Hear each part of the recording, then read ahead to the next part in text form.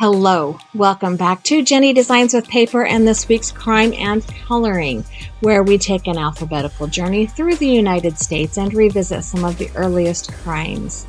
But before we talk crime, let's talk coloring. I have on my desk my Arteza watercolor markers, as well as my VersaFine Clair Nocturne Black ink, some watercolor paper, clear embossing powder, and some critter stamps. I have this Hero Arts Chameleon and the elephants from W+9. I will be stamping these critters and their amenities onto my watercolor paper in my Misty Stamp Positioner. I will stamp them at least 2 times because my watercolor paper is quite textured and I will not get a nice clean stamped image, words are hard, the first time I stamp. I will also treat the watercolor paper with my Rabbit Hole Design Cottontail Anti-Static Powder Tool. This removes all of the oils and wetness from my fingers so that the embossing powder only sticks to the stamped images. Not a huge deal for today because I'll end up cutting these images out, but it's a good habit to get into.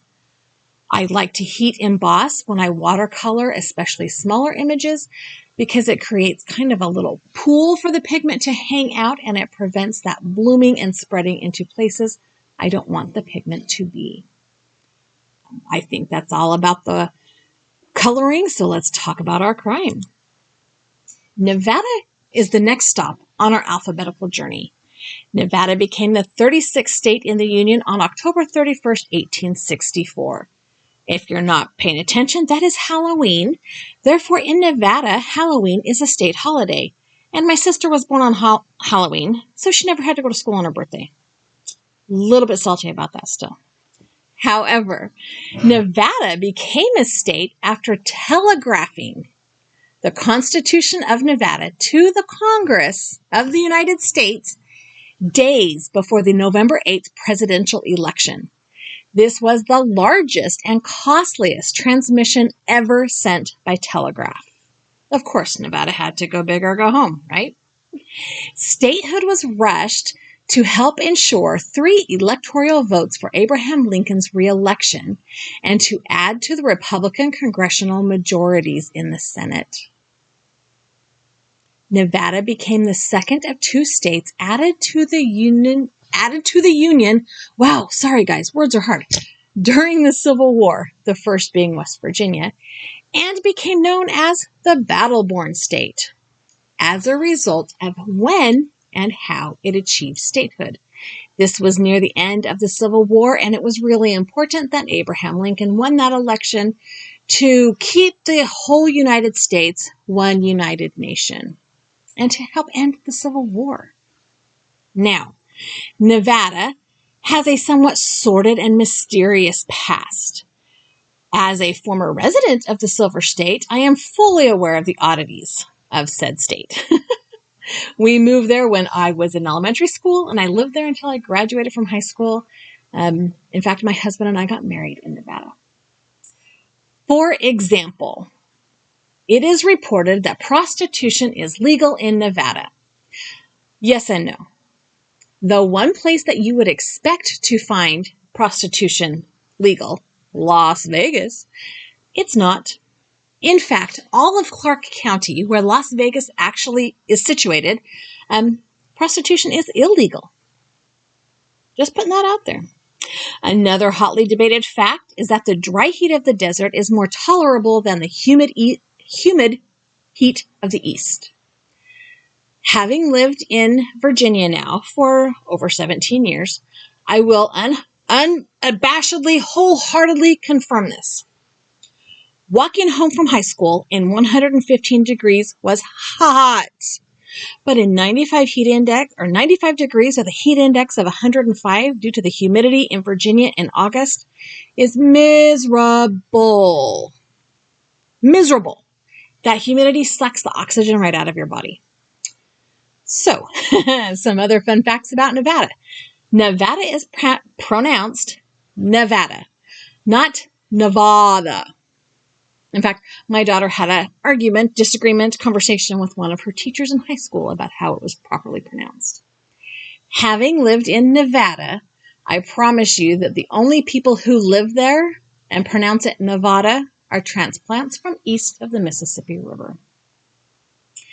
Something else fun about Nevada. The oldest skeletons of early man ever found in the United States were found in Hidden Cave in 1949. Kangaroo rats can live their entire lives in the Mojave Desert without any water. Levi's, blue jeans, Levi's, were invented by a Reno-based tailor named Jacob Davis because miners needed dungarees that could take a beating. Mark Twain's writing career began with a position as a reporter at the Virgin City Territorial Enterprise. It is illegal to drive a camel on any highway in Nevada. Virginia City, Nevada, is believed to be the most haunted town in the United States. Construction worker hard hats were first invented in 1933 specifically for the workers on the Hoover Dam. And lastly, and most importantly for our story today, Nevada is the home of the murder of the well-liked Courtesan. Juliette Blewett was born in London in 1832 and moved to New Orleans with her family in the late 1830s, so as a child. I could not find a family line. Not on Ancestry, not on Family Search, not on WikiTree, not even on her Find a Grave page. But somehow she shows up in New Orleans in the late 1830s with a family. In about 1852 or 53, so when she was about 20-ish, she moved to California because of the gold rush and bounced around until 1859 when she landed in Virginia City, Nevada. This was a mining town, and it was a huge boom town because the Comstock lode silver strike had just been found that same year. One of the largest, if not the largest, silver lode in the United States. Julia, as she became known, was described as a beautiful, tall, slim brunette with dark eyes and a refined manner with a humorous, witty personality. So she was the whole package. She was pretty, funny, smart, and refined, whatever that meant. In the mining town, women were outnumbered by the men. And she became a greatly sought-after woman because she was pretty by a lot of the miners, mostly the single miners. Needing to support herself, she took up the oldest profession in the world. You guessed it, prostitution. However, Julia was an independent contractor. She did not work in a brothel or act as a madam of a house of ill repute and managed other women in the trade. Julia lived and worked out of a small rented cottage near the corner of D and Union Streets in Virginia City's entertainment district. As an independent operator, she competed for meager earnings with fancy brothels, streetwalkers, and the hurdy-gurdy girls. Now, the hurdy-gurdy girls were kind of like one step up on the social pariah ladder because supposedly they only danced for money, they didn't sex for money. That's probably not always the case, but was the defining factor in these two, quote, professions. Although the legends have grown up around her, have by now obscured the precise details of Julia's life. Like, there's not a lot known about her like that I could find in actual print. The general consensus among Nevada history buffs is that her heyday in the 1860s, she was remarkably popular. Her reputation was, quote, an accommodating woman, and that reputation grew with time, again, with the mostly single men working the Comstock mine. Julia had a number of regular customers, including a man named Thomas Peasley. Thomas owned a local saloon and was known to be Julia's favorite paramour. In addition to running a business, Thomas was also a volunteer firefighter. Julia became very interested in the Virginia Engine Company No. 1 while dating Thomas. She supported the fire engine company monetarily when she could and cheered them on whenever they were called to do a job. In recognition of her, quote, service, she was successfully elected as an honorary member of the Virginia Fire Company No. 1, and presented with a handsome feminine rendition of a fireman's uniform. This consisted of a fireman's shield, shirt front, which is, just a fancy, a shirt means a shirt, a belt, and a helmet embossed with the insignia of the Virginia Fire Engine Company No. 1. Julia was the only woman who was an honorary member of the volunteer force. The firefighters of Company 1 were mostly the elite members of Virginia City. So despite her profession, Julia had achieved a considerable degree of respectability. On January 19, 1867, Julia dressed and went to see a performance at Piper's Opera House. As the story goes, when she refused to sit in the section reserved for, quote, women of the red light district, Julia was escorted out of the theater and returned home to enjoy a late dinner.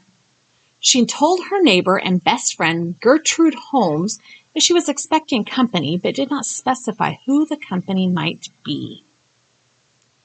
On the morning of January 20th, Julia's partially naked body was found by Gertrude, lifeless in bed.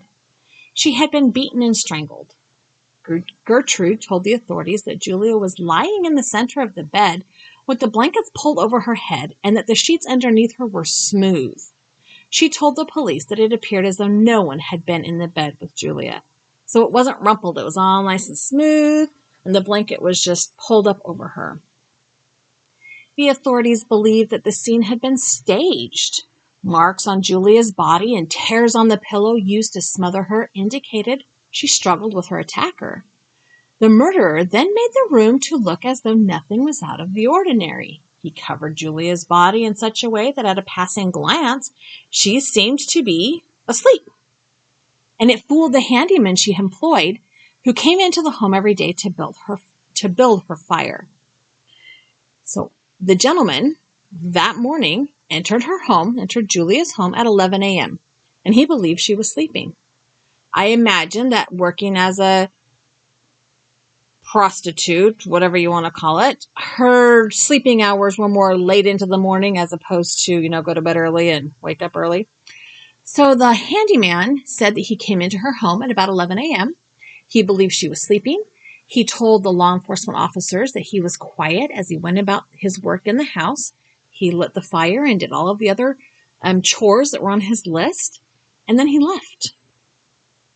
A search of the modest home that Julia rented revealed that many of her possessions were missing.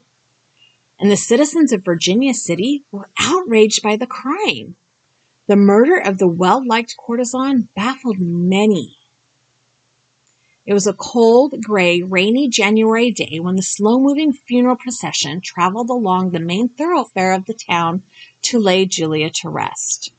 On Monday, January 21st, Julia's funeral was held at Engine House No. 1. Hundreds turned out to her funeral.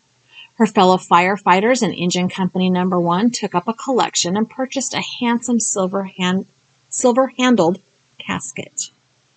And although the funeral occurred, the, quote, decent populace would not let a woman of easy virtue be buried in consecrated ground. She couldn't go to the church cemetery.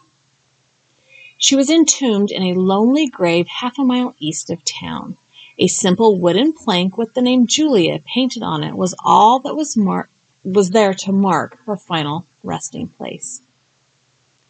As the mourners slowly filed back into town, several members of the volunteer fire department, Virginia Engine Company No. 1, were first in a long line of mourners that had followed the horse-drawn carriage that transported her body to the gravesite. The Nevada militia band shuffled behind this hearse, playing the song, "The Girl I Left Behind Me." Black wreaths and streamers hung from balconies of buildings along the route which the remains of this beloved 35-year-old woman were escorted. Miners who knew Julia wept openly. Out of respect for the deceased woman, the saloons were closed.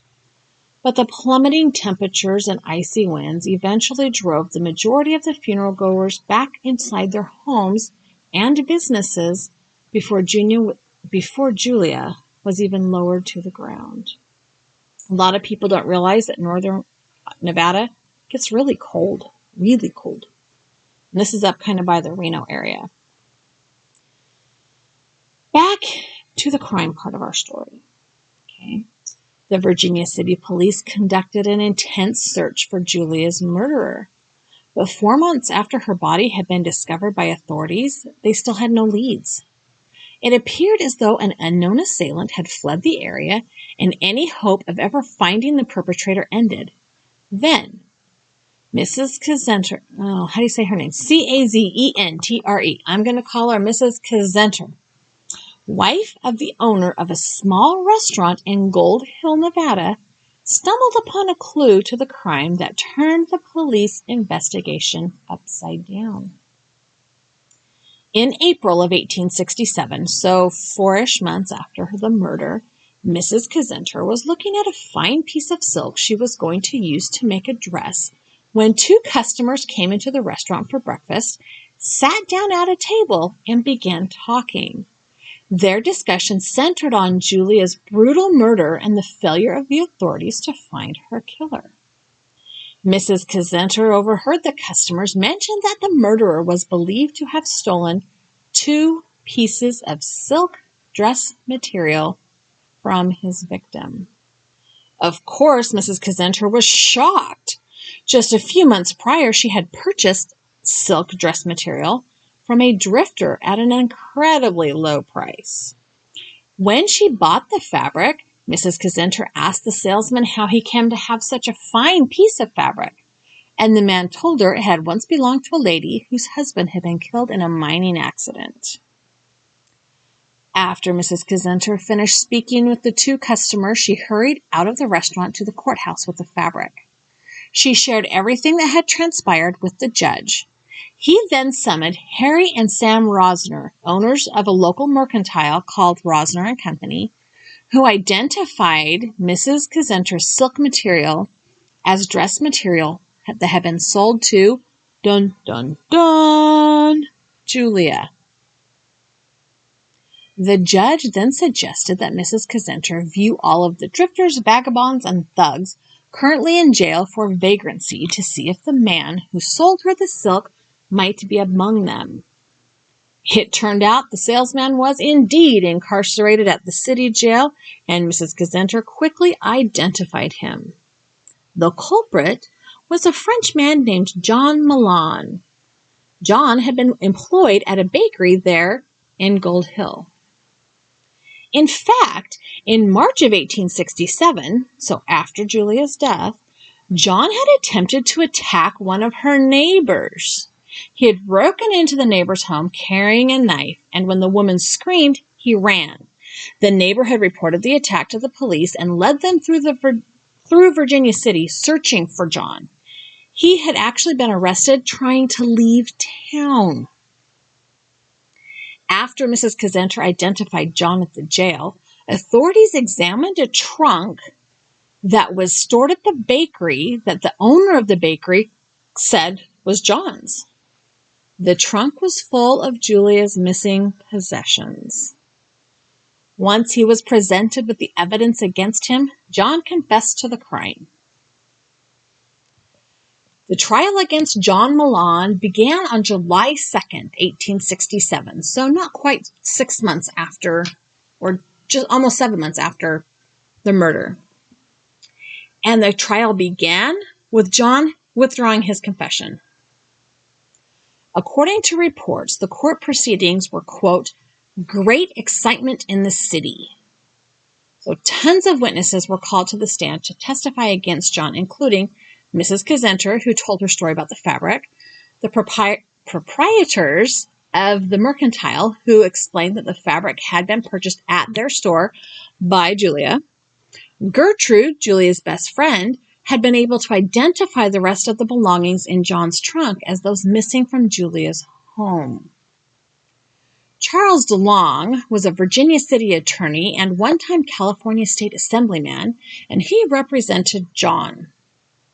He argued that his client did not murder Julia. John claimed she was killed by 2 other men and that he was asked to store the possessions for them. John told the court he did not know the names of the actual killers and could not produce witnesses to support his claim. So the case was handed over to the jury 8 hours after the opening statements had been made. 8 hours. They found John Milan guilty of murder, and he was sentenced to be hanged. All attempts for appeals were denied, and on April 24, 1868, John was taken from the jail and loaded aboard a carriage. Surrounded by the National Guard and armed deputies, he was driven to the gallows a mile outside of town. Reportedly, so many had gathered to watch the hanging, it was difficult for the carriage to make it down the street. Quote, only by scolding, pushing, and threatening with a bayonet was there enough room to proceed. The road to the gallows was lined on either side by men, women, and children, all trying to catch a glimpse of the prisoner. It was calculated that the crowd was at least 3,000 people large. So, one thing about corporal punishment in the day, it was a public thing. It had to have been a deterrent to crime, right? I mean, I'm just saying, people showed up to watch this like it was a brand new movie premiere. Anyways, John reportedly looked tired, but seemed to have nerves of steel. And he held a letter in his hand, and the letter wasn't even shaking. He got on top of the scaffolding, and he read this letter, manifesto, whatever you want to call it, in a clear and loud voice. And when he was done reading, he put the paper, I think I read that he folded it up, and then he spoke for some 2 or 3 minutes in French. Then he turned around and shook hands with the sheriff and kissed the reverend. He then stepped in front of the scaffold and, in very good English, he said, quote, Mr. Hall and family, I am very much obliged to you for your services, and also the kind ladies that visited me in my cell. Now, I could not find who Mr. Hall was. I am guessing that it was somebody he had roomed with when he lived in Virginia City. And obviously he had made friends because some of the ladies came to visit him in town. Now, maybe they were the ladies who didn't like the fact that Julia was a prostitute, and I don't know. But I couldn't find that out. And to be fair, I didn't look very hard. 2 of the men, the young men from the Hall family, climbed up on the scaffolding and shook hands with him. So he then had his arms and legs tied down. He took off his slippers, opened his collar, and the noose was adjusted around his neck by the undersheriff. He took one look at the noose, and then the black cap was placed over his head, and just as the bag or the cap was placed over his head, it was reported that he seemed to be, his lips were moving, and he seemed to be praying. So, the undersheriff pulls the release, the trap door opens, and John Milan was killed by hanging. And his hanging was witnessed by none other than Mark Twain. So while Julia was popular, she was not wealthy. Remember, she was living and running her business out of her rented cottage. So she owned a few beautiful gowns, which they recovered, but she did not have an extensive wardrobe. She also did not have any very valuable jewelry, like it was mostly costume jewelry. The home where she lived was furnished with items of good quality, but they weren't opulent or fancy. Her estate was worth $875.43. That's a very specific number. In today's money, it's just over $18,000. She owed more than $790 in unpaid bills, including $291 in legal fees, and she had an outstanding balance at one of the saloons for the alcohol she kept in her home for her customers. To cover her debts, an auction of Julia's belongings was held on March 28, 1868, so after the hanging of John Milan. Her friend, Mary Minivie, was the administrator of her estate and provided a list of the deceased person's personal property. You want to hear that list? If you don't, well, plug your ears.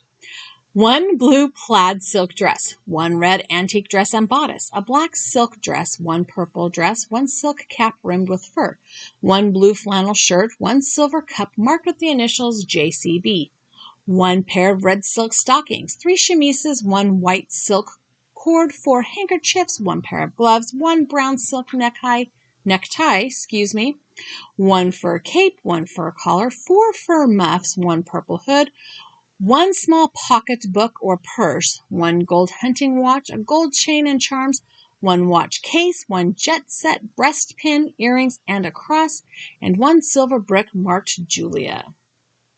The sale of all of Julia's things did not even cover all that she owed when she died, so her creditors had to settle for whatever they were given toward the unpaid bills.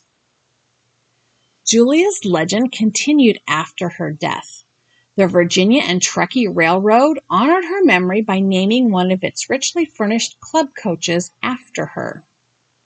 Her portrait hung in many Virginia city saloons, and author Rex Beach immortalized her as Cherry Malotte in his novel The Spoilers. Oscar Lewis, in his book Silver Kings, reported that Julia was written about more than any other woman of the Comstock Lode Bonanza. Speaking of Bonanza, the Bonanza television show actually aired an episode called The Julia Boulette Story, in which Julia was portrayed, words are hard, by actress Jane Greer. And there are only 2 authenticated portraits of Julia in existence. The Virginia City chapter of E. Clampus Vitius, a men's historical society, is named number 1864. I don't know what that means. Julia C. Boulette in her honor. So she was given an honorary membership in this men's historical society. Also named in her honor is Bluette Drive in Carson City, Nevada, the capital of Nevada. Sagebrush and erosion have almost obscured the spot at Flower Hill Cemetery, believed to be the last resting place of Julia Boulette. An old-fashioned cradle-type marker, the wooden enclosure has a reddish tint due to weathering, and nobody ever recorded exactly where Julia was buried. The proper citizens of Virginia City preferred to forget it. Now, you may be wondering why, in all of the history of the state of Nevada, with the supposed mob ties and the crimes that Las Vegas is known for having, I would end up on a story about a prostitute in a mining town. Because it was interesting. That's why. I found it fascinating that an entire town could rally around a woman that societal norms of the day said should be disgraced and not liked and not respected. And yet the procession at her funeral was hundreds of people. The funeral shut down businesses, saloons. The funeral march was full of people. She was honorary inductee to a couple of traditionally male societies, the firehouse and that Latin thingy I talked about a minute ago. I just thought it was fascinating that a woman who worked as a prostitute in a profession that was morally repugnant at the time, elicited such feelings of loyalty among the people in the town where she lived. It says a lot about her as a person, and I wish I could have found more about her. What did she do in New Orleans as a child? What did she do in California at the gold rush mines before she hit Nevada? I wish I could have found more about her life, because I think she probably was just one of those fascinating women. You know that quote, nice women don't make history? I think it may have been written for women like Julia Bluette. I don't know. I don't know. I feel like they probably caught the murderer. Evidence and his own confession sure seems to lean that direction. And the fact that thousands of people were willing to watch him hang. He did not, he withdrew his confession. His case was appealed, but he didn't go to his execution screaming his innocence, So I don't know. Maybe that's just because he's French and the Frenchmen didn't scream. I don't know. I don't know. That was kind of a weird thought that just came into my mind. Anyways, I thought it was an interesting story. Leave me a comment down below. How do you feel about the story? Do you think it was interesting? Do you think it was silly? I really wanted to stay away from the whole mafia end of the whole Nevada thing too. Didn't want to go there. Nope, not even a little bit. So I have finished coloring all of my cute little critters, and I have pictures. This is the picture of Julia with her fire hat. This is one of the proven pictures. This is where Find a Grave thinks she is buried. And this is a picture of John Milan.